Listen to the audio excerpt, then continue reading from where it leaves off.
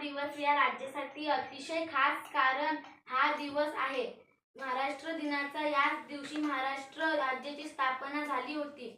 1960 मध्ये म्हणजे 65 वर्षांपूर्वी महाराष्ट्र राज्याची स्थापना करण्यात आली होती। ब्रिटिश राजवटीच्या अत्याचारातून भारत देश 1947 मध्ये स्वतंत्र झाला। समितीमार्फत 1956 मध्ये मुंबईतच एक मोर्चा काढण्यात आला।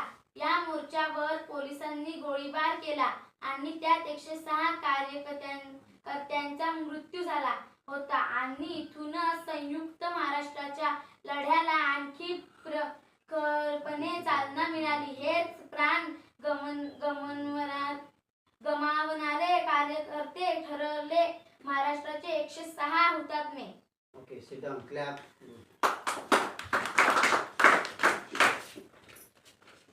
बालकांना